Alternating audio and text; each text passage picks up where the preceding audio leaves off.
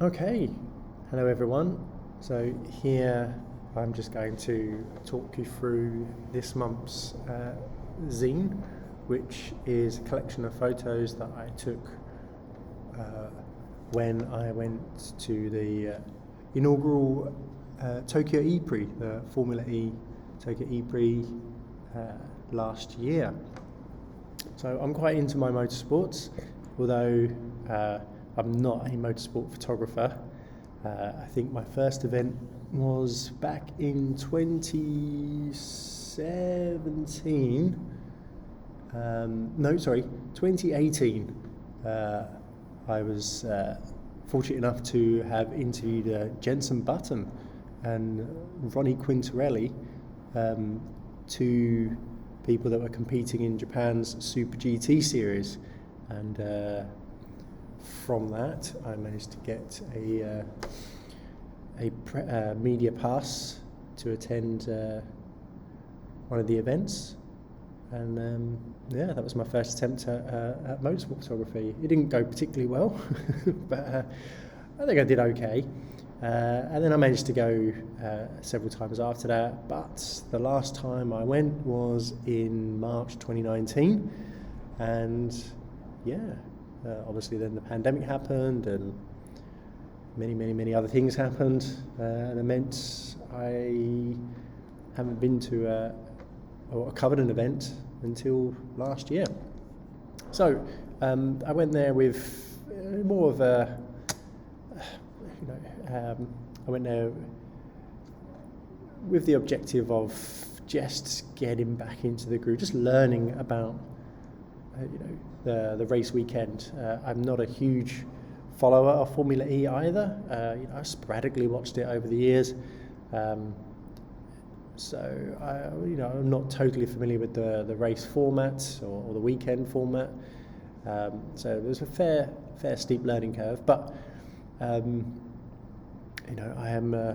quite interested about what goes on, and they're quite interesting visual spectacles. So it was basically more of a kind of exploration. So let's just jump right into the edit, and I'll talk you through and give you some more details as we go. So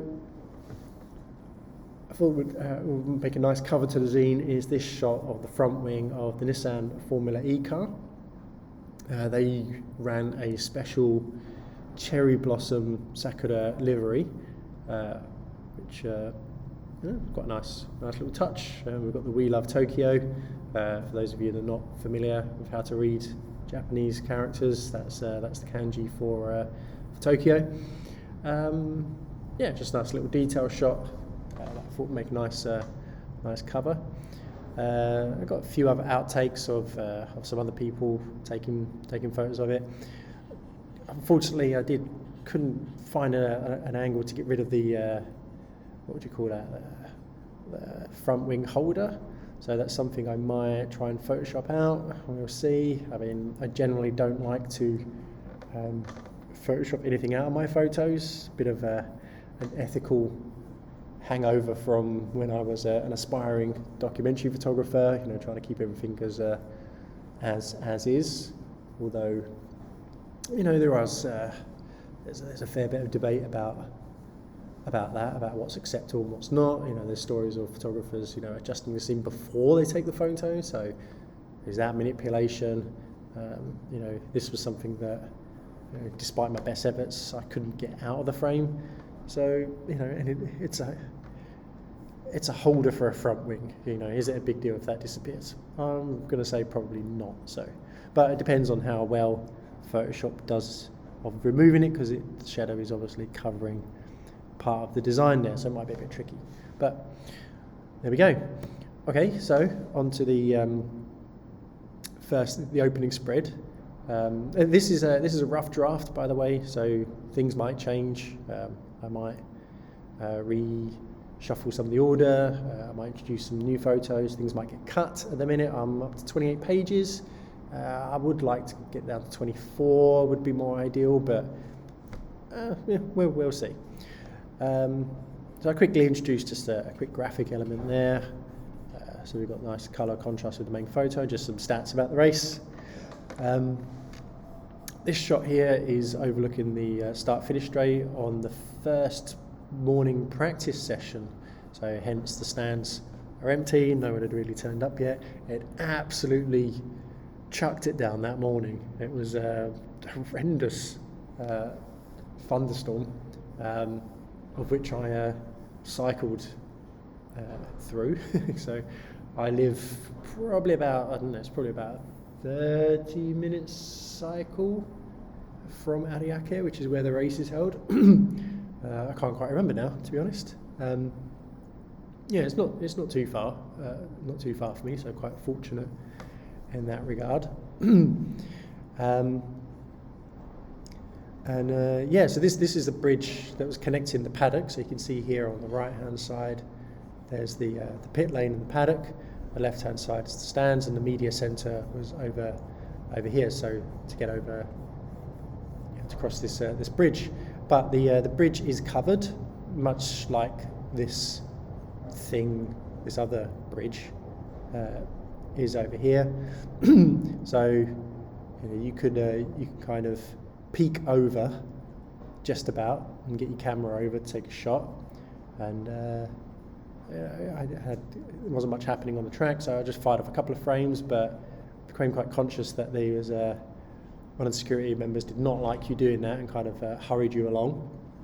And as it turned out, they really ramped up the security for that later on, and there was just no chance of getting a cheeky shot over the barrier. So yeah, quite lucky in some way to get a usable shot, and also fortunate to have had a car passing at the same time to add some context. So yeah, thought that might make a nice start to the zine. And of course, again, being able to get there so early in the morning gives you a chance to see things setting up. I'm quite drawn to the quiet moments, the calm before the storm, as it were. It's a good chance to sort of just mosey around and have a look for some nice details. So I was quite drawn to the unpacking of all the VIP lounge areas in the paddock. So we've got all the bubble wrap and the freight labels still on it, and then sort of just peeking underneath is a fancy sofa, and then with some nose cones in the background, just for a bit of balance and a bit of context.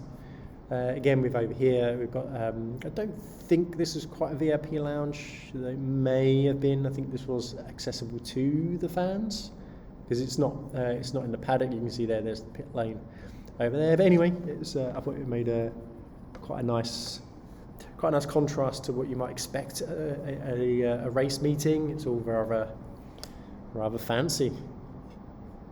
Well, in my experience, maybe for you, fancy is even more fancy. But there we go. But yeah, it's quite a cluttered scene, but at the same time, I feel like there is some order and balance to the shot. So we've got the umbrellas cutting across the top of the frame here, and then we've got tables and chairs kind of cutting across diagonally. So yeah, I can't quite explain right now why I want to keep this shot, but yeah, I quite like it. I quite like the fact that there is, for me at least, there is some balance amongst the clutter, and I think it does give a sense of quiet. So, and yeah, I thought they make obviously a fairly nice pairing as well to show that side of the event.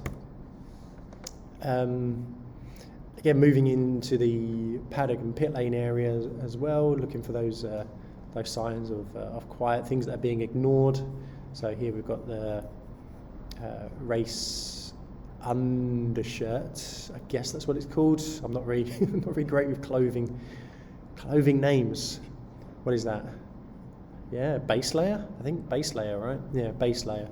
So the base layer of Jake Dennis's shirt just kind of hanging there casually. Again, not very glitzy, not very glamoury. I mean, Formula E's profile is not as, nowhere near as high as something like Formula One or some of the other motorsport events, but it's not bad, I guess.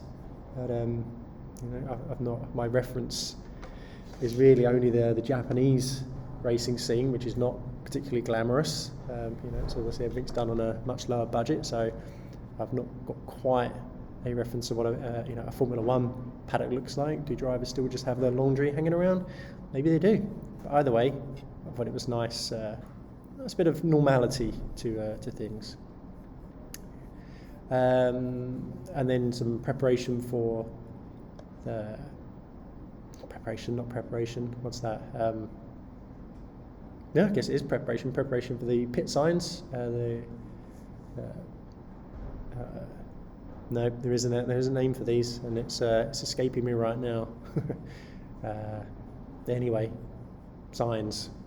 So here we've got two of the drivers, Van Dorn and Joanna Riverne. I thought this made it's just a nice, balanced, still life picture. Lots of grids, lots of shapes, lots of colour. So I thought those two balanced quite nicely, but I also wanted to throw in this frame here, which doesn't quite gel with the rest of the scene, so I'm not sure if there's the best place for this photo under here, but I did want to include it. I'm just not sure where best to put it, so for now it's probably going to stay here. But there was a lot of people covering the event, and a lot of people vlogging, basically, doing their Instagram stories, TikTok. So there's a lot of people talking into smartphones, and I just particularly enjoyed this quick shot I got whilst walking down the pit lane. Some other pit lane activity. Again, this is obviously between sessions. There's a lot of hanging around, a lot of talking.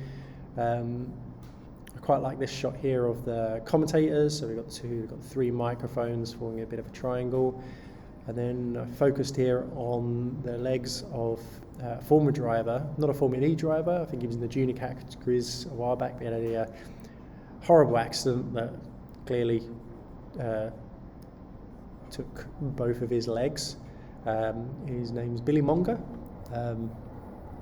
He's now a Formula E commentator. I didn't want to be too, what's the word? I can't think of the word right now.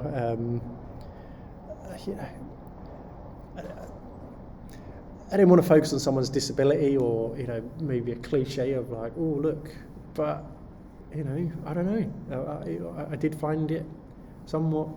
I do find it somewhat fascinating. It's the leg is almost, it's a piece of, it's strange to say, a piece of art in some way. It's an interesting piece of technology. I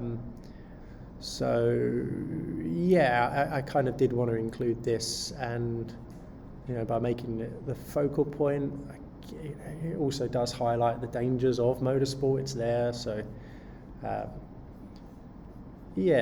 did have another shot of just the leg, but I thought that was a bit too maybe gratuitous. Is that the word? But I think this one here with the microphones gives it more context. It's a bit more of an overall more interesting image, I feel. Then here we've got a bunch of marshals, just drawn to the colours on this one, to be honest. Particularly this guy in the middle, though, he seemed very chill, very relaxed. But yeah, the bright blue lanyard, not lanyards. Is it a lanyard? Oh God, my vocabulary really is on poor show this morning. Sorry about that. I'm still suffering from a bit of a cold, as you might be able to hear. So I'm gonna blame that. And yeah, just the orange. Again, I got quite a few shots of these guys in various different angles, but eventually this particular guy here with his legs spread into a V kind of balanced the trio, kind of keeps your eye into this particular circle here, and you managed to gaze across an opportune moment, which adds another element of interest, I feel. So essentially the marshals, that is something that if I do get to go again, which I'm really hoping that I do, is probably going to be the focus of the next body of work I make from visiting here. So as I mentioned, this was just a me just walking around, exploring, seeing what catches my eye, just trying to get a feel for the event and what it's about. But the marshals definitely, and their role is definitely something I pondered back when I did covered some of the Super GT races. But I think this is something I might look into exploring a bit more in the future. I didn't really want to talk to these guys at the minute because I wasn't really sure of the timings, the procedures. I was still quite new to it all to myself, so I kind of wanted to step back and just keep my distance for a bit. But that's something I probably will look at doing differently next time. But in the meantime, I did want to include them in the shots. So I quite like this one here. We've got nice perspective going on. There's a car coming in, flags. So just a little step back from the racetrack to see what those guys are up to. And here, just I spotted an opportunity for a nice bit of framing. Obviously he was taking up the window. I think these are, from what I remember, the orange windows are marshal posts, so you can't stick your camera through there. But I thought if I could step back, I might be able to get a nice shot of the car coming through with the marshal in the foreground. Again, I fired off a fair few frames of this, trying to get different cars coming through, and then also managed to. It's almost like a frame within a frame within a frame, because we've also got the other marshal post over here as well. Bit of context to the race, the event as well. Trying to include some of the elements that make it clear that we're in Tokyo. We're in a street track, so we've got the overpass in the background as well. I was thinking of cropping in a bit tighter, but in the end I've decided to pull back and leave that into the frame. There was I did get a shot of a McLaren coming through, which is also an orange livery car, but in the end the composition was slightly different. I kind of felt like this one worked a little bit better, but also it ended up being, I feel, too orange. I think there was too much orange going on. It was me trying to be a bit too clever, I think. So I like the fact that we've still got a similar tone going off, the orange and the deep red, but not so overbearing. More marshals again. As I said, I did find what they're up to quite interesting. I definitely want to spend a bit more time with them next time. But interesting as well, being a street track, it doesn't make for the most comfortable of positions, and it was quite a challenge as a photographer as well, trying to work out how to navigate to your way to designated areas. So here again, we've got these bushes that are part of this main road, so not much room for the marshals to set up and use things. So I quite liked the fact they had to lay their flags on the bush, and composition wise, just nice use of perspective going on there, and just waiting for a car to come through as well to fill up this right side of the frame. And then not quite sure about the pairing of these two, and there's not much of a connection between the two, other than I spotted the microphone that used to pick up trackside sounds of the cars. Just a nice little detail that I feel sometimes gets overlooked that I want to include. So one of the big disappointments of the weekend is that, and I think probably for the organisers as well, is that I feel that they were trying to aim to have the event during Hanami, during the cherry blossom season, but unfortunately, possibly due to climate change, the season, cherry blossom season, is coming later and later these days across Japan. So unfortunately, there was across this particular main stretch, there are some cherry blossom trees. I had spotted them when I went to visit the location good several months before, just to have a little nosy around. I was like, oh, they'll be nice when they bloom, but they weren't. they weren't blooming, unfortunately. You know, this lone flower was was pretty much the only one I spotted. You know, there was a couple of trees that were just about to, you know, they were slowly coming through, but nothing really. It was a bit unfortunate timing wise. So, but you know, I did want to include that into the photos again, just to give a sense of place, sense of occasion. So I've included this one, even though it's didn't have much to work with, but as a photo, I think there's still quite a few elements here that are kind of interesting. You know, in the background we've got these 3 orange figures. We've got the green car coming through, which matches with the other photographer here, who unfortunately was. I would have liked to have him to spend more time photographing the action, but I caught him at a time when he was faffing around with his gear, which we've all done. But there we go. So and again, I didn't want to hang around for too long, because unlike Formula 1 or some of the other motorsport events, Formula E sessions are really short. So, and I still had a lot of walking around and exploring to do. So once I felt like I got a few things, I kind of had to move on. So yeah, and again, trackside, I wanted to include that kind of foreground of the cherry blossoms. I didn't necessarily want to make them the main focus of the story, but just trying to create a bit of an environmental shot. And despite the busyness of this one, I still like, there's something about it that I quite like. You know, maybe it's not a front and center shot. Maybe it might work well with some graphics overlaid it. But yeah, so I thought I'd include it anyway.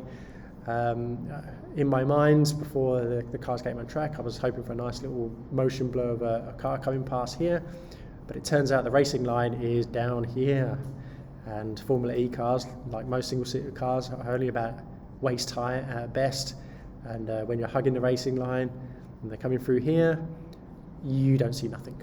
So, and that's as close as I could get with this composition. It was like, unfortunately, there was no way I was going to get a car in this shot unless it was race day and one of them was pulling off an overtake. But again, timing and patience, chances, I weighed up the odds and decided, for now, not worth it. So onto the track action. So once things finally did start going, I thought I'd turn my attention to the cars on track, which originally wasn't my intention. I turned up there just with what gear I have, which is my XT3 with a 50mm lens, which is roughly 70mm in full frame. So a little bit of reach to it, but you know, not really suitable for motorsports in the traditional sense. But of course, you know, as many great motorsports photographers have done, you know, you can still get great work no matter what focal lens you end up with. It's all about positioning, timing, composition, things like that. So just being conscious of the type of shots that I'm not capable of getting, and just trying to put myself into a position to get something that I am capable of getting. So I managed to find this spot right at the race start. So I think this is the race start. Most of the photographers were down at the end of the main straight, shooting across here. But again, they all had nice, lovely telephoto lenses to get better composition. I had a quick walk around there with my 50mm, and it was like, no, this isn't gonna work. At least not at that time. I couldn't see how I could make it work. Never know. Maybe there was something I missed. Maybe I can look at things a bit differently at another time. But again, the clock was ticking, so I shimmied around to here, and this was just, I thought, okay, maybe I can get a shot of them. Turned in the corner. Again, because of lens limitations, there was no way I could get rid of the foreground element, so I tried to make it work for me by including it, trying getting low into it. And there we go. So yeah, that's a fairly standard a shot of the cars coming through, but I thought it'd be nice to include it. And compositionally, yeah, I quite like it, and I quite like the fact I also managed to get a shot of the cherry blossom liveried Nissan car as well. I think this one was actually taken in the practice session, this one of the McLaren. So this is another spot that I'd found that I thought was working quite nice, especially as at the time of day you had a nice shaft of light coming across here. This has been cropped down quite a bit actually, because the real angle was, there was a lot more foreground into the shot that I just couldn't zoom into with the fixed lens. But I also did want to make it. I did want to include a lot of the environment, with that particular lens. I'm like, okay, if I can't get quite into the cars, I can try and do some more kind of environmental shots. So here we got one of the main stands, and just some of the regular buildings around Ariake here to give it some context. So yeah, I quite like it. It's a nice balanced shot. Not super exciting, but again, editorially, I could see how this could work as well. Some text on the top there, maybe, or something on the bottom to work with. Which does lead me into some of the other things then that I started trying, which was long exposures. So I in my kit bag I did have a 10-stop ND filter, which I've subsequently I was going to say lost, but that's the wrong word. It was stolen because I had my bike stolen, which had some of my camera gear in it, which also included that filter, unfortunately. So I have to get a new one, perhaps, if I do go again. Although they weren't particularly cheap. But it's a technique that I'd started to experiment with around this time, and even in just my general street photography, even studio work as well.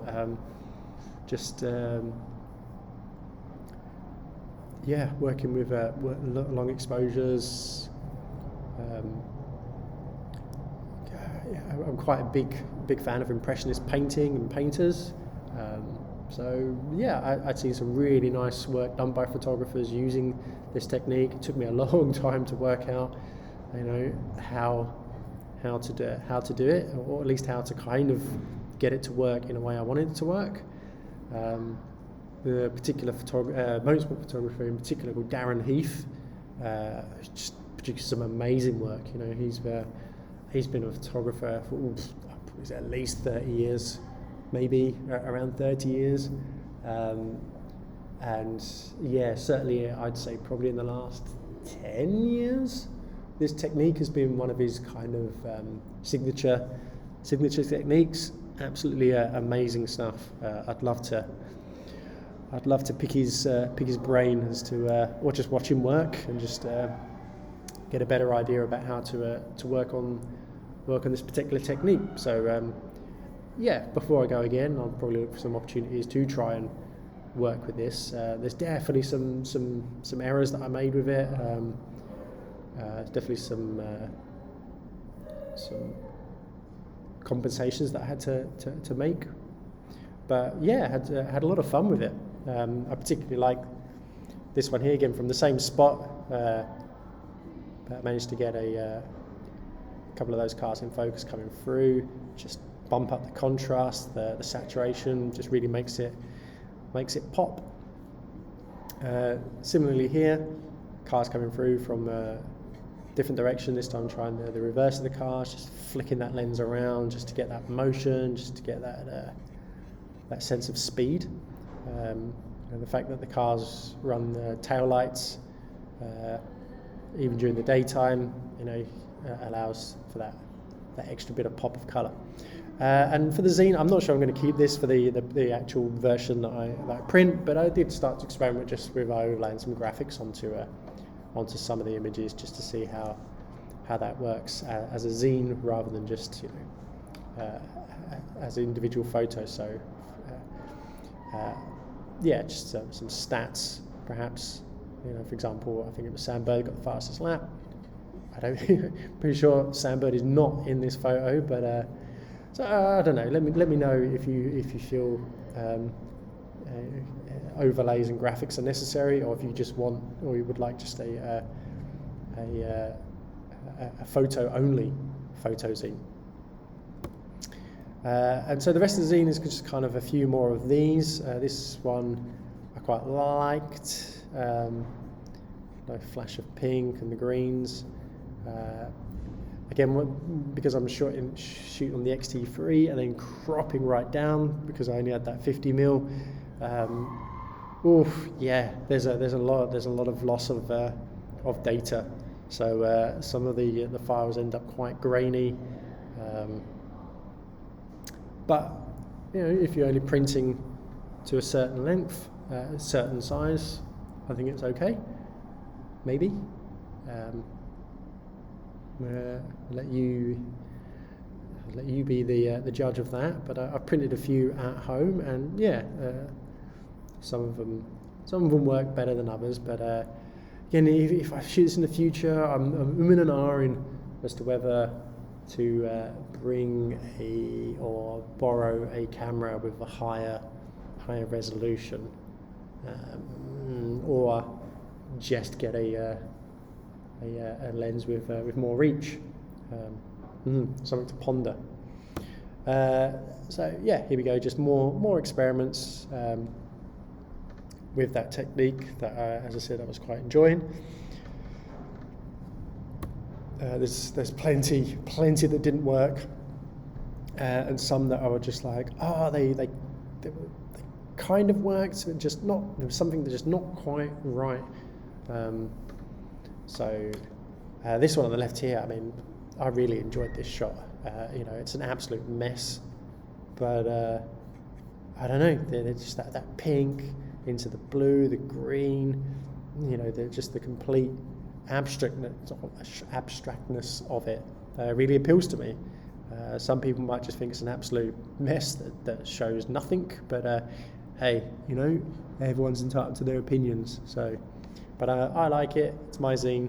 It's staying in. This one on the right here again, I quite like it, although I was really struggling. As I said, I'm not a motorsport photographer, so I think at this point I was really struggling with the Fuji's autofocus system, trying to figure out the best way to keep the cars in focus while still doing this technique. So I was having quite a few issues, but I quite like this one. But I think if you zoom in, it does become clear that the car is not particularly sharp. But again, given the nature of the photo, does that matter? I don't have a comparison shot to say, oh, this one is sharper than the other one. So I don't know, maybe it's just me, you know, spending too much time picking apart my own work, pondering details that don't really matter. So yeah, I'm keeping this one in as well. I quite like these two. I'm probably going to keep this one in as well, although I think a subsequent version I have rotated the crop a little bit more, so the cars are kind of swinging into the action on a little bit more of an angle. So I think that one's a change. I'm not 100% sure this one's going to stay in, to be honest. I kind of like it, but maybe it's just a bit too dark in some areas. So this one might go. I'll definitely be keeping these two in. I quite like these. This one again, I like the motion that I've gone with them. I'm not quite sure that the vertical format was the best choice. Although, like I said, I was experimenting. It just so happened that while I was playing with vertical format, I got this particular nice swing, but it does mean the cars are quite tight in the shot. I could crop it down, but again, losing more pixels, more data, is it gonna? I don't know. I haven't tried using programs like Upscale, you know, which can add details using AI. So that's something I might experiment with as well and see how that affects the final images. And yeah, and that's pretty much wrapping up the zine and just ending on some nice sunset shots. So the one on the left, again in the paddock area, you know, we've got some bamboo some umbrellas, you know, adding a touch of Japanness to the decor. I quite like the backlit, the backlight coming through those. Just a bit of a scene shot. And this one on the right here, it was after the Saturday practice session, I think, and I was on my way back. I wasn't quite conscious of time and timings for Formula E, so everything wrapped up a lot quicker than I thought. I thought I had more time to get some cars coming through here. So I'd found my spot. This car came through. I quickly took a test shot. I was like, oh yeah, that's nice, that's going to work. And no other cars came through. That was the end of the session. So literally, this is the one shot I got. And obviously, well, I took another shot afterwards without a car in it, but the car obviously adds much to the scene. So I would have liked a couple more frames of to see cars in different positions going through that sunset, but that's what we got, and I like it enough to include it, and I think it makes a nice final shot to the Zine as well, so it's gonna stay, I think. And that's it. So there we go. I hope you enjoyed that little talk through. If there's anything I've missed, or if there's anything you want me to talk about more in the future, please let me know. I'm still learning how to talk more about my work and enunciate a bit more clearly and coherently. So apologies if it's still all a bit all over the place or a bit dull. But otherwise, yeah. Also, please let me know how you feel about the layout. You guys and girls are going to be potential recipients of this. So the whole point of me putting this up here on Patreon and giving you a preview is to get some feedback as well. So if there's anything that you think doesn't work, or anything you think you'd like to see more of, I'll see what I've got. But for the most part, yep, this is pretty much the Zine as it's going to be printed. So yeah, keep an eye out on your notifications for when that is ready. Right, thank you very much everyone.